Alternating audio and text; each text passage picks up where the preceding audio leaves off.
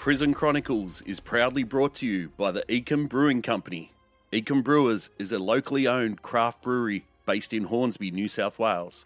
And for a limited time, Ecom has put out a special edition beer, the Prison Chronicles Long Bay Lager.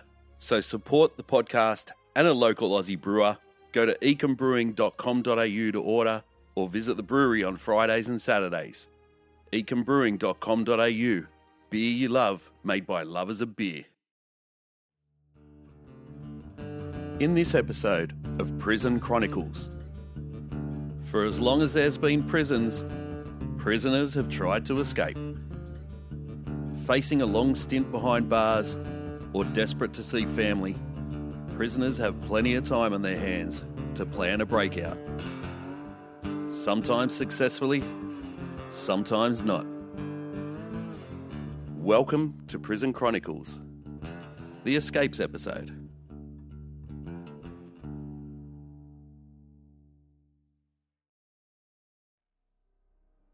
Darcy Dugan was a bank robber and New South Wales prison's most notorious escape artist. Dugan served over 40 years behind bars, more than half his life, housed in numerous jails around New South Wales, but it was his daring escapes that made him into a character of Australian folklore. Born in 1920 in Newtown in Sydney, Dugan's life of crime began at an early age. By the age of 13, Dugan was stealing cosmetics from Grace Brothers in Broadway and selling them to notorious brothel owner Tilly Devine and her working girls throughout Sydney. At 16, Dugan was sentenced to time at the notorious Gosford farm home for boys, where he would carry out his first escape. Now, Darcy Dugan was not a fool.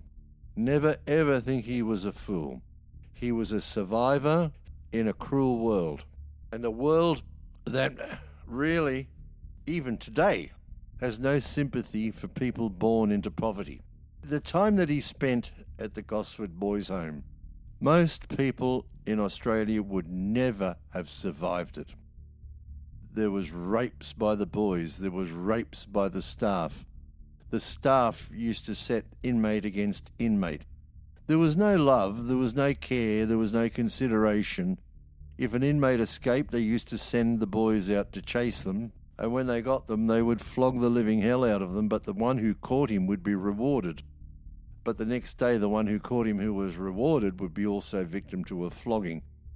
I've had prisoners cry on my shoulders about the time they spent at Tamworth and Gosford Boys' Home.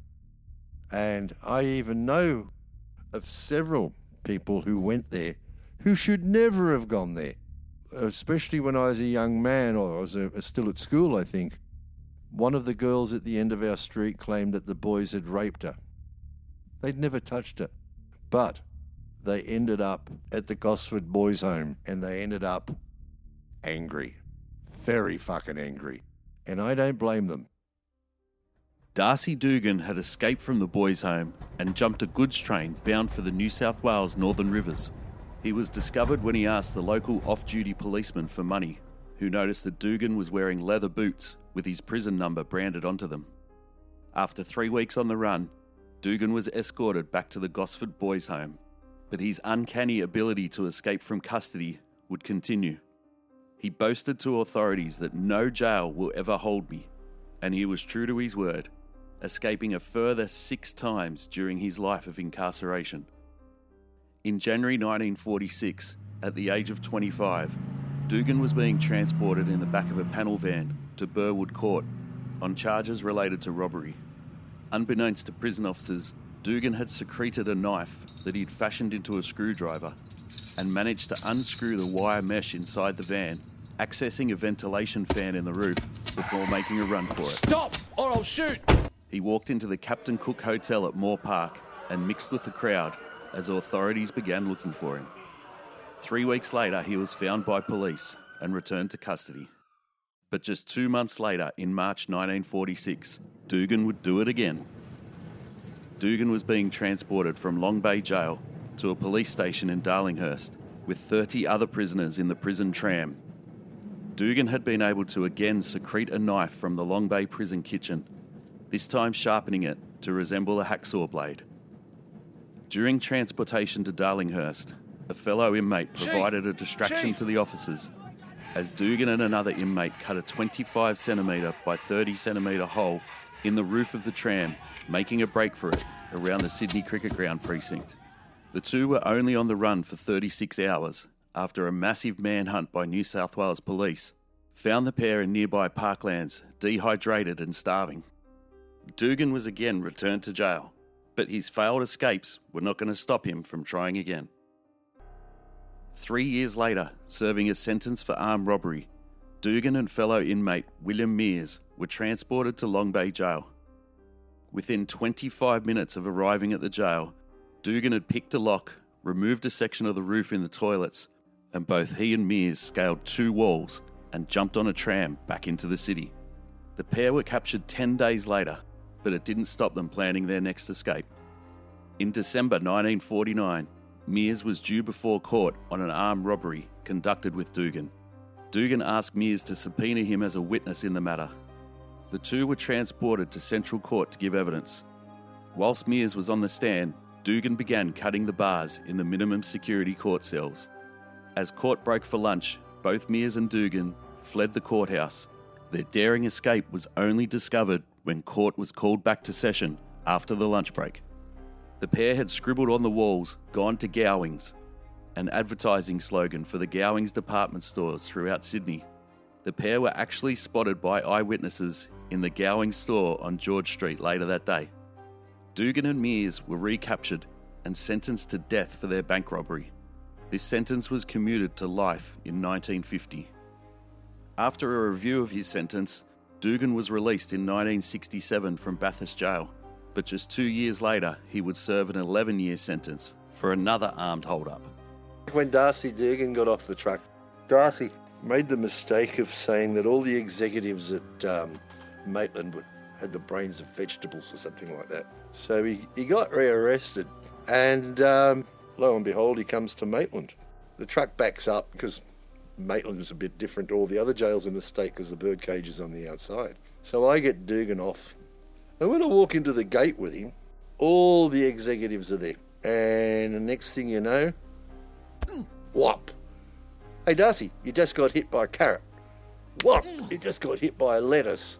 Whop, you just got hit by a fucking celery. And I thought, oh fuck, this is not what I really want to see. And that's what they were like, In the 1980s, Dugan was looked upon by the public as a Ned Kelly type figure, known for his escapes from authority rather than his violent crimes. He became an outspoken critic of police and prison brutality, leading to an inquiry into the New South Wales Prison Services conditions. Darcy was really a unique person in some ways. In some ways a genius. I don't think he'd ever harmed anyone, but he had scared an awful lot of people. But you have to understand the period of time that I had joined the department was in major upheaval. We had the 1974 riot at Bathurst, which destroyed the entire jail.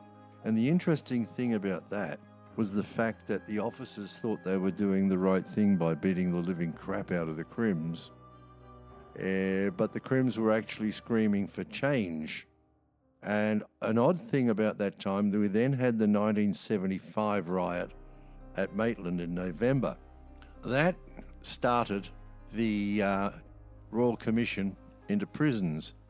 But a lot of people don't remember that the fact that the Royal Commission for Prisons was called for by prison officers, not the prisoners. Eventually they become an addition, but it really started with the officers who had a gutful of belting people, I suppose. And there'd been a massive change in staff attitudes and education, but it still had a long way to go. Darcy Dugan's notoriety grew so much that he even had a song recorded about him by Australian folk singer Bob Campbell. My name is Darcy Dugan. I spent 40 years inside.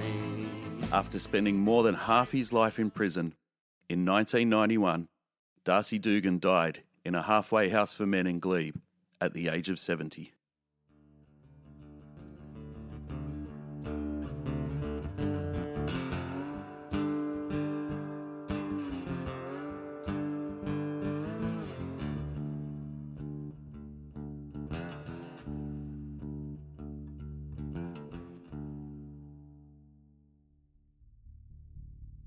Parramatta Jail is one of the oldest jails in Sydney.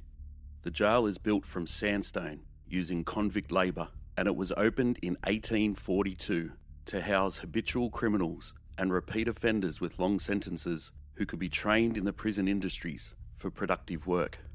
It initially opened with a perimeter wall, governor's lodgings, a chapel, a cookhouse, and 3 accommodation wings.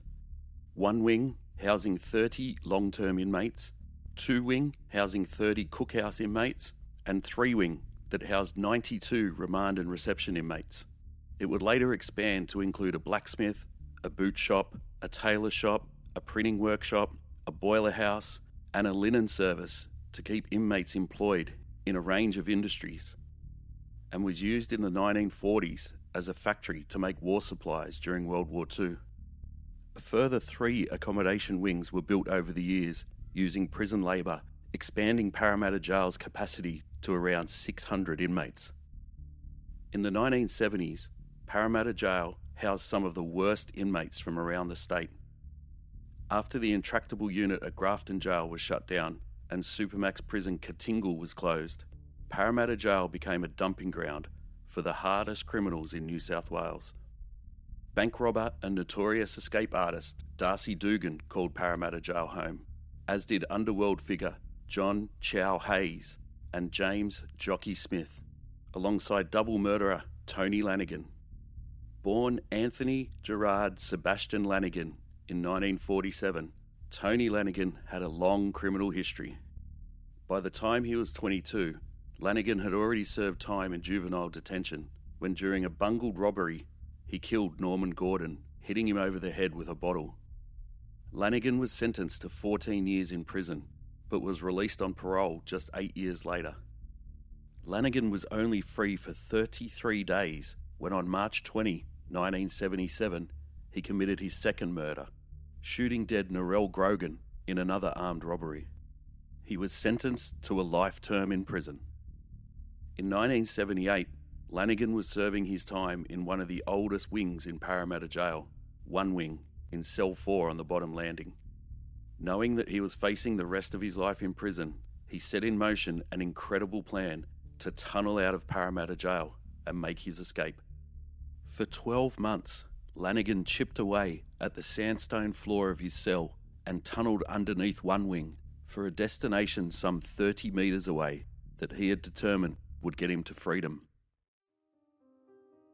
Now, I have to tell you, tunnelling out of a prison is a pretty desperate move. But in this case, they simply followed the bottom of the concrete floor of the wing above. So once they got to the sterile zone, they then had to follow the roadwork and then had to bash through the footings of the wall. And once through there, they were into open grassland. They would have popped up in the greenfield area behind the Parramatta Linen Service.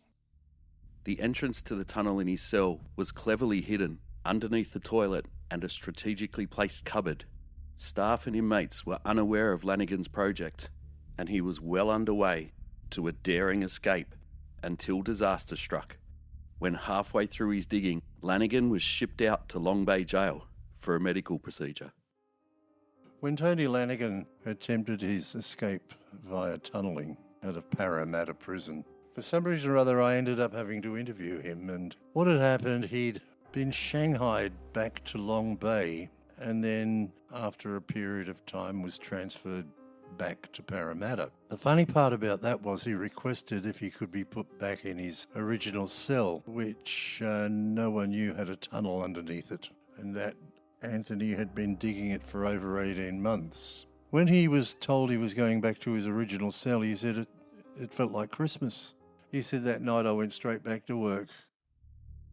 When Lanigan returned to Parramatta Jail, his cell was occupied by inmate Michael Murphy. When Lanigan approached him in the yard and asked him to change cells, Murphy reportedly told him, "Why would I want to give up my cell? It has a tunnel in it."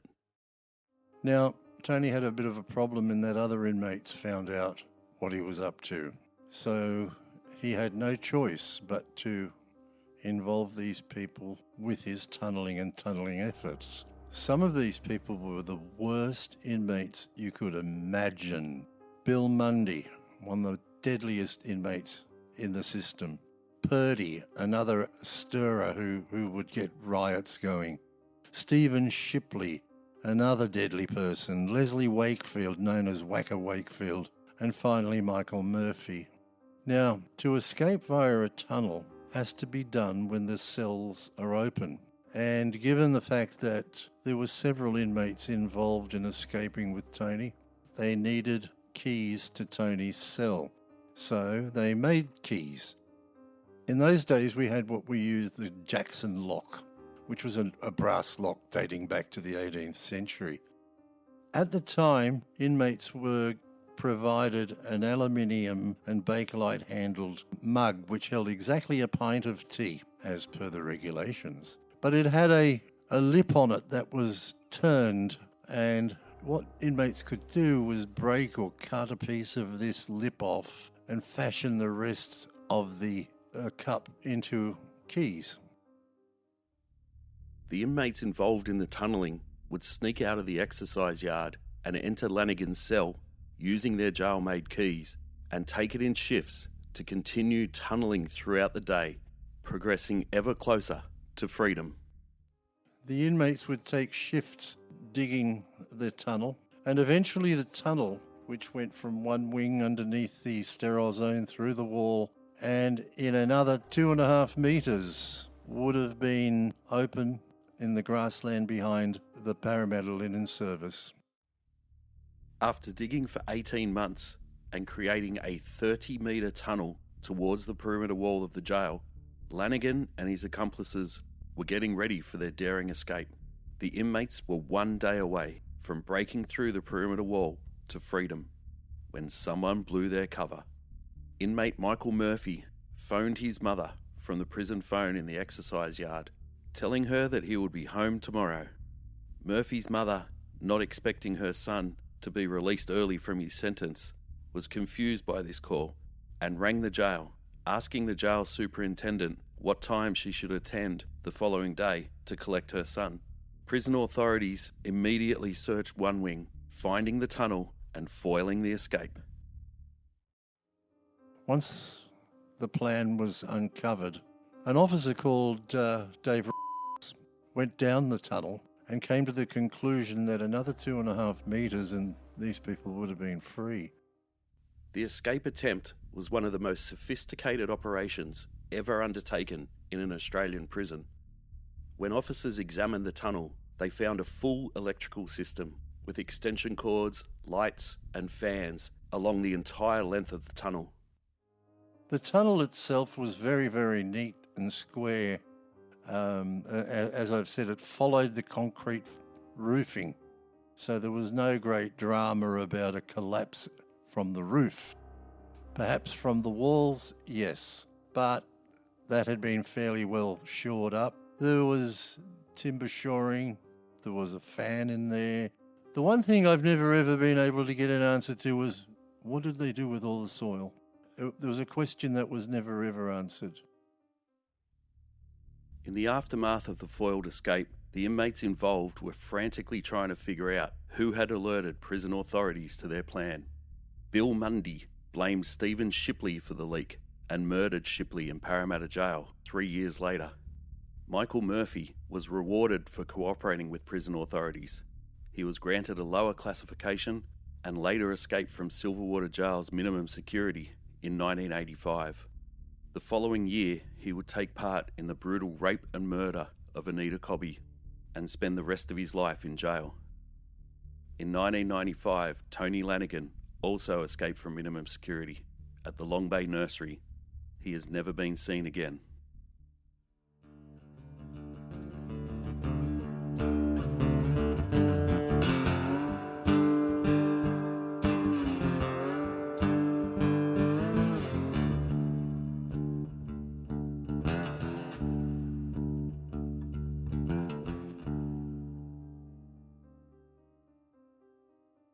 John Reginald Killick was a career criminal, spending more than 30 years behind bars in various jails throughout New South Wales. He was a notorious bank robber and jewel thief, having committed his first crime at age 17, a raffle ticket scam he committed to earn money as he fled the family home and violent father when his beloved mother committed suicide. This led to Killick being housed in New South Wales boys' homes, and his life of crime began. In a documentary in 2014 with Australian journalist Mike Willesee, a 72-year-old Killick spoke about the circumstances that led to his life of incarceration. I adored my mother. To me, she was everything when I was young, and I lost her when I was 17, and it really shook me up. The day Mum died, I said, it's me against the world. I mean that. That's coming from the heart. Just packed my bags, said to Dad, I'm leaving. I said, I'm not coming back. At just 18 years of age, Killick was being escorted to Bathurst Court, where he performed his first escape, breaking free from police and fleeing into nearby properties. After jumping fences and hiding in a chicken coop, Killick was quickly found and returned to the courthouse. A veteran of bank scams, jewel heists and armed robberies, Killick has the infamous title as Australia's first decimal currency bank robber, as in 1966, Australia changed its currency from pounds, shillings and pence to dollars and cents. In come the dollars, in come the cents, to replace the pounds and the shillings and the pence. Be prepared, folks, when the coins begin to mix on the 14th of February 1966. On that day, Valentine's Day, 1966, as bank branches around the country converted their currency to the new notes, Killick calmly walked into the Canley Heights branch of the ANZ Bank and, armed with a pistol, held up the bank and walked out with a bag full of cash. Killick would serve jail time in New South Wales prisons for his armed hold-ups in 1966, 72, 1981 and 1985, each time robbing banks to fuel his gambling habits. In 1999, Killick robbed the National Australia Bank in Bowral. Killick entered the branch armed with a pistol and left with a bag of cash containing about $40,000.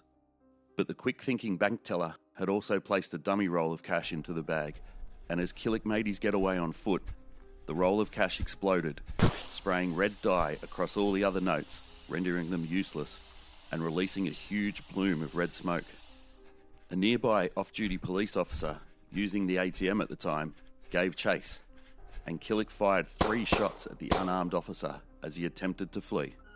Police were quickly on the scene and arrested Killick, who was covered in red dye and had given up all hope of trying to escape. The arrest led to Killick to be returned to jail in Sydney. But this time that he was behind bars will be forever remembered for the greatest escape ever executed from an Australian prison. On the 25th of March 1999, a desperate Killick engineered his escape from the Metropolitan Remand and Reception Centre, the MRRC at Silverwater in Sydney, when his girlfriend hijacked a helicopter and busted Killick out of jail. Well, we agreed that I was going to try and escape. We agreed. I said that, look, we can get out, but you'll have to hijack a helicopter. It sounds simple, that's what I said. The day started like any other in the MRRC. It was a perfect autumn day in Sydney, sunny, a routine day inside a jail. Morning musters have been concluded, and inmates are out in the yards of the newly constructed MRRC remand prison in Sydney's west. But what would follow would be part of Australian prison folklore. At age 56, Killick was facing a long sentence behind bars, and the prospect of not seeing his girlfriend, Russian-born Lucy Dudko, was too much for Killick to bear, so he and Dudko planned the most daring escape imaginable. On the morning of the 25th of March 1999, Lucy Dudko was waiting at Sydney International Airport for a phone call from Killick to let her know when he was in the prison exercise yard.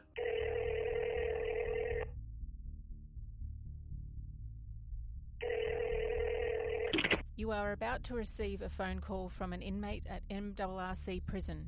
If you do not wish to receive this call, please hang up now. Go ahead, please. I'm in the yard. We're on. Dudko had hired a helicopter joy flight under the guise of touring the new Sydney Olympic site at Homebush, just 1 kilometre away from the jail. Incredibly, Killick's cellmate at Silverwater was a conman and a helicopter pilot. Killick had been able to ascertain from his cellmate that the flight transponder could be easily disabled on the chopper, allowing the helicopter to be flown without being tracked by air traffic controllers. Shortly into the flight, Dudko pulled a Derringer pistol on the helicopter pilot, ripped out the transponder, and demanded the pilot fly over the prison and land in the exercise yard. At first, the pilot thought it was a joke, and Dudko reached into her bag and produced a submachine gun. With her Russian accent, the pilot believed Dudko was a Russian spy and immediately flew towards the jail.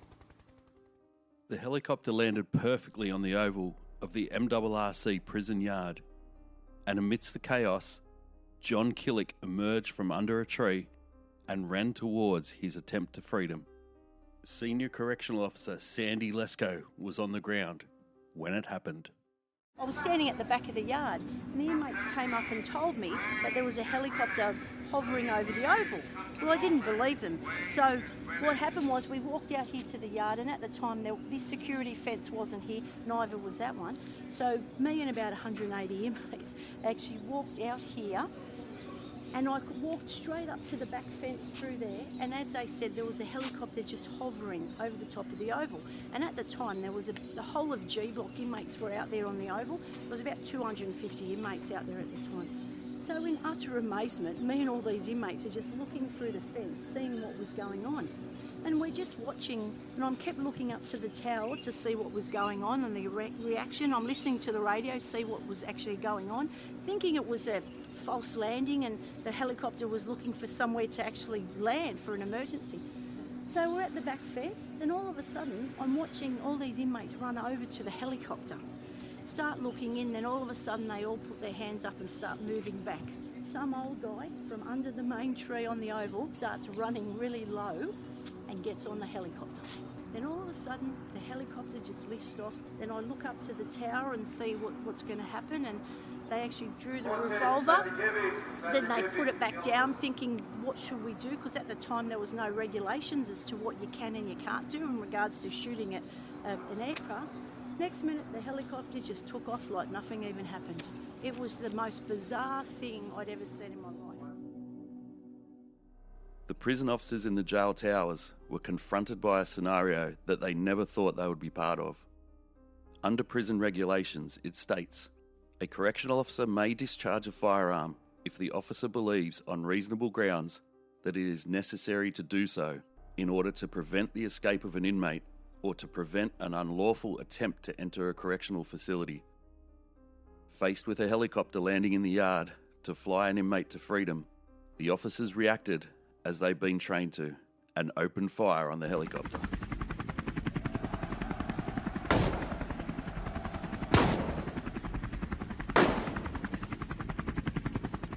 But despite the tower officers' attempts, it was to no avail. Killick and Dudko had pulled off the impossible escape as the two flew out of the yard to freedom, and it made headline news all around the world. Daring jailbreak. Hijacked helicopter. But even after the most brazen and successful jail escape in Australian history, Killick and Dudko were now on the run, with the whole country now knowing what they look like and wanted by authorities. The loved-up couple quickly left New South Wales, travelling to Victoria, but when their money ran out, John Killick decided the two should return to Sydney to try and get some cash from a friend. The two were quickly rounded up by police some 45 days after their escape in a caravan park at Bass Hill, ironically only 10 kilometres from the Silverwater Correctional Centre, as the crow, or in this case, as the helicopter flies. Prison Chronicles is proudly brought to you by the Ecom Brewing Company. Ecom Brewers is a locally owned craft brewery based in Hornsby, New South Wales. And for a limited time, Ecom has put out a special edition beer, the Prison Chronicles Long Bay Lager. So support the podcast and a local Aussie brewer. Go to ecombrewing.com.au to order, or visit the brewery on Fridays and Saturdays. ecombrewing.com.au. Beer you love, made by lovers of beer. Want more from Prison Chronicles? Subscribe now for bonus episodes, exclusive behind-the-scenes photos, and gripping stories about prison life that weren't included in the series. Visit patreon.com/Prison Chronicles podcast and immerse yourself in the full experience today. On the next episode of Prison Chronicles, the 1980s saw the AIDS epidemic emerge around the world. There was panic throughout the community. No one knew how the virus was spread. People were living in fear. And in prison, that can be a dangerous game. Our next episode is the never-before-heard and heartbreaking tale of the AIDS unit. Stay tuned for more Prison Chronicles.